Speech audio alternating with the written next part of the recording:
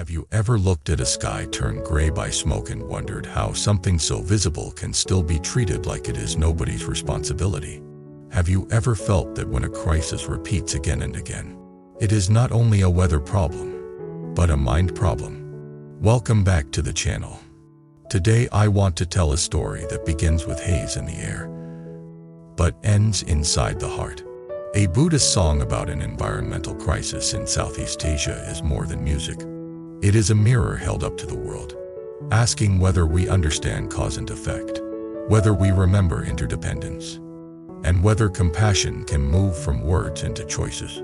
The first idea is that the haze is not a random accident. It is karma in motion, cause and effect repeating, because the causes keep being planted. The second idea is that the only way to stop repeating suffering is to change causes at every level: individual, community, and system, with wisdom and compassion instead of blame and numbness.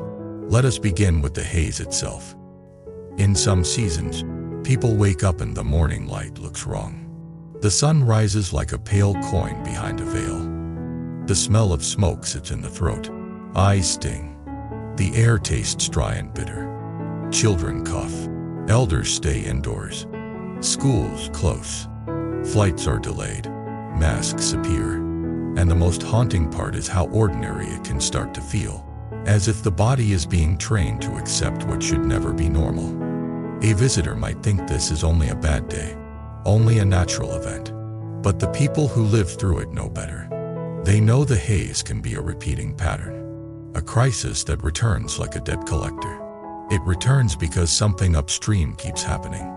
It returns because land is treated as a tool, because short-term profit is chosen over long-term health, because responsibility is diluted across borders, and because the suffering is spread out enough that the people causing it can pretend they do not see it.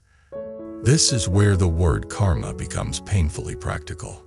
Karma is often misunderstood as fate, as moral punishment, as something mystical. But at its core, karma is cause and effect. The way a seed becomes a fruit. If you keep planting a certain seed, you should not be shocked by the harvest. If forests are burned to clear land, smoke will travel. If peatlands are drained and ignited, fire will smolder for weeks. If enforcement is weakened, incentives reward destruction. Destruction will continue. If consumers demand cheap goods without caring about hidden costs, the supply chain will keep paying those costs somewhere else, usually with someone else's lungs. So the haze is a message written in the sky, not a message from a supernatural judge, but a message from reality itself, saying the causes are still here. Now imagine a Buddhist song being sung about this. A song can do something that a report cannot. A report informs the mind. A song enters the body. A song carries grief, anger, tenderness, and warning all at once. A song can give voice to what people feel when they cannot find words. It can turn statistics into faces. It can turn a distant problem into a shared breath. And when a Buddhist song speaks of haze as karma, it is not trying to shame people into feeling bad. It is trying to wake people up before more suffering is locked in. Because in Buddhist practice, awakening is not only a private experience. Awakening is seeing interdependence so clearly that you cannot live carelessly anymore. You can still enjoy life, but you cannot pretend your choices float in a vacuum. Every breath you take is shared. Every product you buy has a history. Every convenience you enjoy has an invisible cost. And when we forget this, we create suffering that returns. Sometimes as haze, sometimes as illness, sometimes as conflict, sometimes as fear. Let us tell this as a story, with people you can picture. There is a young student in a city where the haze arrives each year. The student is used to it, not because it is harmless, but because the mind adapts to anything. The student has exams, friends, social stress, family expectations. The haze feels like background noise, an adult problem. But one day, the student hears a song that speaks of the haze differently, not as weather, but as consequence, not as fate, but as choices. Not as someone else's problem, but as a shared karma. The student listens and feels something shift. A small sadness appears, not dramatic, but real. The student thinks about children coughing, about animals fleeing fire, about farmers pressured by systems, about people across borders breathing the same smoke without having any control. The student feels a question rise. If this is karma, what can I do with my own causes? This is the beginning of responsible hope. Responsible hope is not the hope that someone else will fix everything. Responsible hope is the hope that begins with a vow to stop adding harm and to start adding care, even in small ways. Now the student goes home and talks to a parent. The parent is tired and defensive. The parent says, "What can we do? It is complicated. It is political. It is economic. We are small." The student does not argue. The student shares the song. The parent listens and something softens. The parent does not suddenly become a saint, but the parent begins to feel again. Feeling is important, because numbness is the fastest path to repeating harm. This is one of the quiet teachings of the haze. The haze tests whether we will numb out or wake up. When people numb out, they accept harm as normal. When people wake up, they start asking better questions. And better questions are the beginning of better systems. Now let us move deeper, because the haze is also a story about suffering and who carries it. In many environmental crises, suffering is uneven. Some people profit. Some people breathe the cost. Some people can buy air filters. Some people cannot. Some people can move away. Some people cannot. Some people have political power. Some people have none. And because the suffering is unequal, compassion becomes the real measure of civilization. This is why Buddhist teachings matter here. Buddhism does not ask whether you can avoid discomfort forever. It asks whether you can meet discomfort with wisdom and whether you can reduce the discomfort you cause others. When haze fills the sky, it is not only a carbon issue, it is a compassion issue. It asks whether we can care about people we will never meet. It asks whether we can care about animals and forests that have no voice in boardrooms. It asks whether we can care about future children whose lungs are not yet breathing. In Buddhist language, this is bodhicitta, the intention to awaken for the benefit of beings. But we do not need special words. We can say it simply. Can my life become less harmful and more helpful? Now let us talk about the hard part. Some people hear environmental messages and immediately look for someone to blame. Blame can feel satisfying because it gives the mind a target. But blame is a fire. It burns the one who holds it, and it often prevents cooperation. Cooperation is needed because haze crosses borders. Air does not care about flags. So the song that frames haze as karma offers a different direction. Instead of only blaming, it asks us to see causes. Instead of only punishing, it asks us to change incentives. Instead of only judging, it asks us to transform habits. This does not mean there should be no accountability. Accountability is necessary. But accountability without wisdom can become rage. And rage can become another kind of smoke that covers the mind. So the middle path is this. Be clear about harm. Be firm about protection. But do not poison your heart. Because a poisoned heart cannot build a clean future. Now imagine a worker involved in an industry connected to land clearing. The worker is not a cartoon villain. The worker has bills. The worker has family. The worker may not control the big decisions. The worker might even hate the smoke because their own children breathe it too. But they are trapped in a system where saying no means losing survival. If we only shout at this worker, we may feel morally pure for a moment, but we have not changed the causes. If we understand interdependence, we see that real solutions must include just transitions, alternative livelihoods, and policies that do not sacrifice the poor so the rich can feel clean. This is compassion with wisdom. Compassion without wisdom is naive and burns out. Wisdom without compassion is cold and becomes cruel. The song calls us to hold both. Now let us bring this inward. Because the haze outside has a twin haze inside. The inner haze is distraction, craving, and numbness. The inner haze is the way we keep consuming without asking where things come from. The inner haze is the way we scroll past suffering because we cannot tolerate discomfort. The inner haze is the way we choose convenience, even when we know the hidden cost. So in a strange way, the haze crisis is also a meditation teacher. It asks, can you sit with discomfort without turning away? Can you keep your heart open? Can you choose less harmful habits? Can you be content without endless more? Because if the mind is addicted to more, the planet is forced to pay. This is white raining the mind is environmental action. If you train contentment, you reduce overconsumption. If you train mittelvolsen, you notice waste. If you train compassion, you care about consequences. If you train patience, you can support long-term solutions instead of demanding quick comfort. If you train equanimity, you can face hard news without collapsing. So the conclusion is not only plant trees. The conclusion is also subdue the mind that keeps lighting the match. Now let us tell a longer story. One that moves through a full season of haze. A small community prepares for the season. They know it might come. They stock masks. They check air quality. Parents worry. Teachers plan for closures. Clinics prepare for more breathing problems.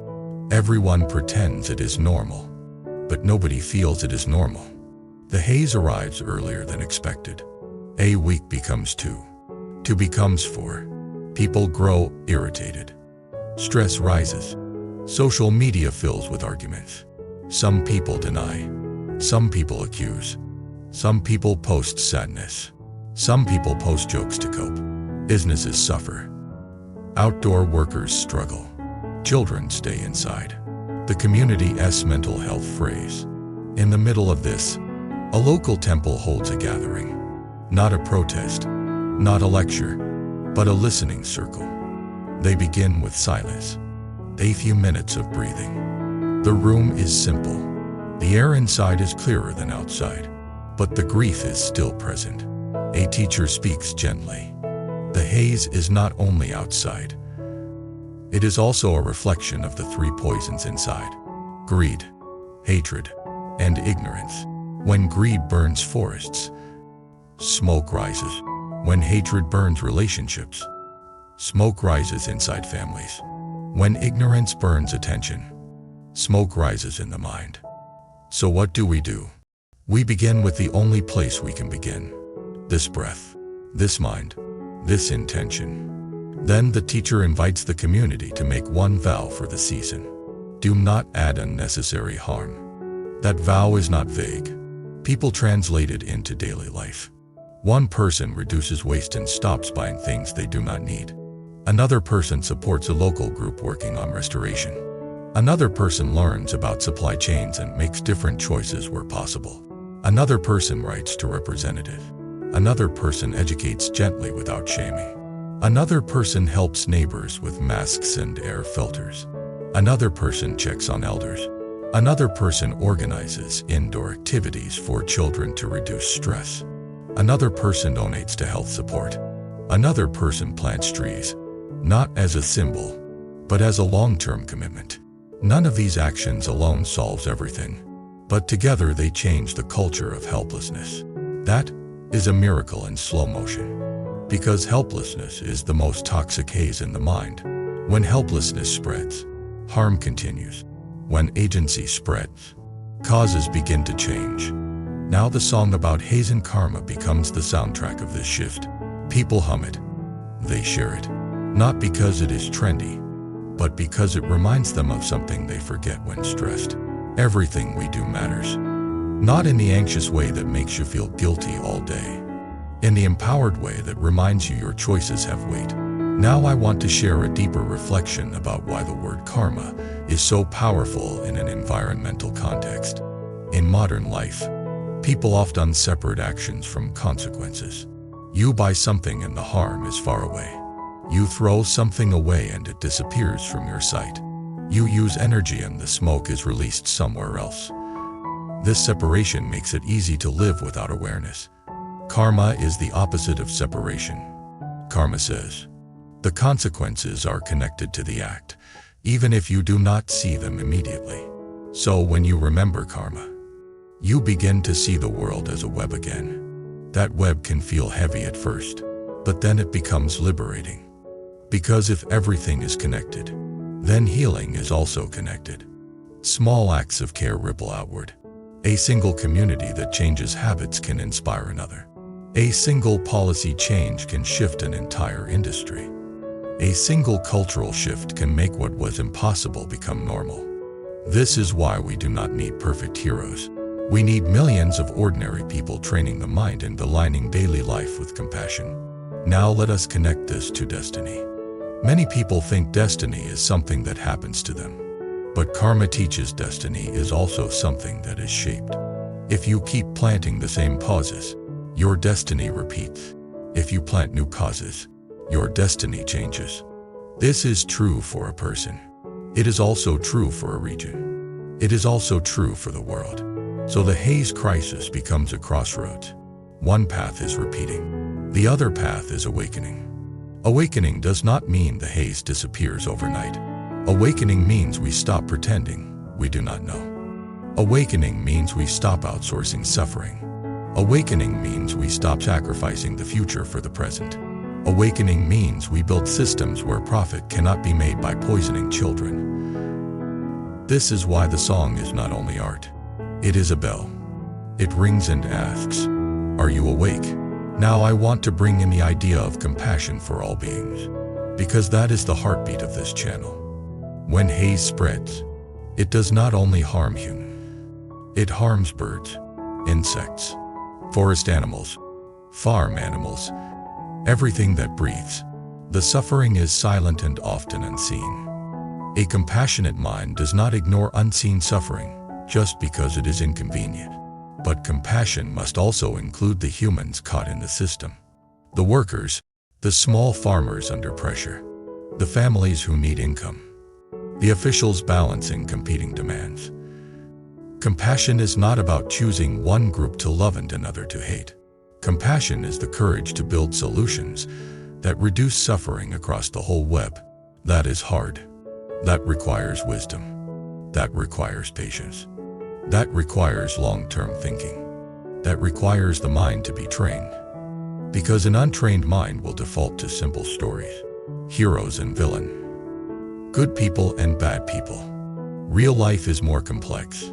So the practice is to keep the heart open while the mind stays clear. Now let me close by turning the story back to you in a way that feels personal. Even if you have never lived under a haze sky, you know what it means to breathe stress. You know what it means to feel a cloud in the mind.